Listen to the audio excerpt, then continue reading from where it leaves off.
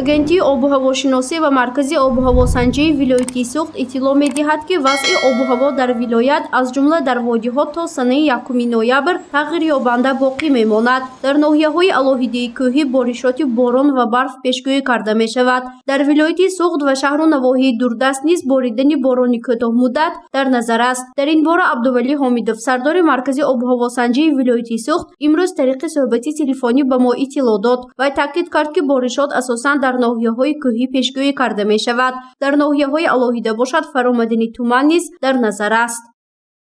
3 октябр ҳавои камабр дар баъзе ноҳияҳо тағйирёбандаи бебориш дар назар буда, дар ноҳияҳои алоҳида туман мефарояд. шамол аз самти ғарб бо суръати 4-9 мевазад. 3 октябр дар ноҳияҳои алоҳида бо шиддиятноки 13-18 метр мевазад. ҳарорати ҳаво дар водиҳо шабона 3-8 гарм, рӯзона 10-15 гарм мешавад.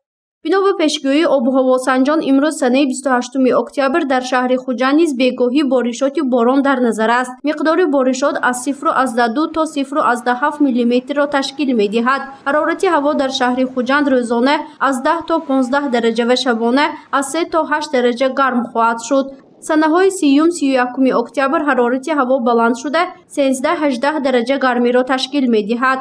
дар ноҳияҳои кӯҳӣ бошад, шабона 1-6 дараҷа хунук ва рӯзона 5-10 дараҷа гарм мешавад.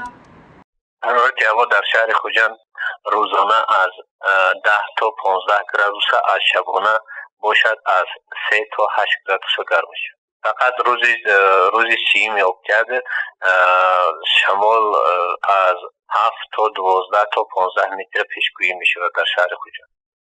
бинобар тағйирёбии вазъи ҳаво ва боришоти борону вазиши шамол, обу-ҳавосанҷон аз сокинон даъват ба амал меоранд, ки аз сафар ба ноҳияҳои дурдаст, аз ҷумла ҳаракат дар шоҳроҳҳо муваққатан худдорӣ кунанд, зеро дар ин рӯзҳо дар ағбаҳо барф борида лағжиш ба амал меояд. аз ин сабаб ҳаракат дар ин самтҳо хатарнок арзёбӣ карда мешавад.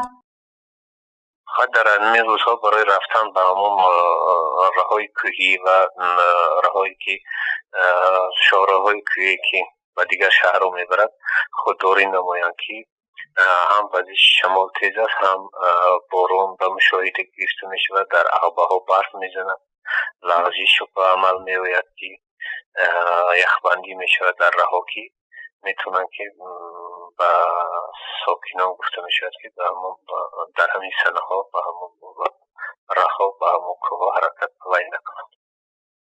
бинобар якбора тағйир ёфтани вазъи обу-ҳаво дар Суғд хатари рух додани ҳар гуна ҳолатҳои фавқулода аз эҳтимол дур нест. бинобар ин эҳтиёткорӣ давоми 4 рӯзи охир аз манфиат холӣ нест, зеро дар ин ҳолат ҳодисаҳои нохушу роҳу нақлиётиро низ пешгирӣ намудан мумкин аст. гузориши Фарзона Шамсиева, Наимҷон Аюбов барои барномаи иттилоотии Хабар.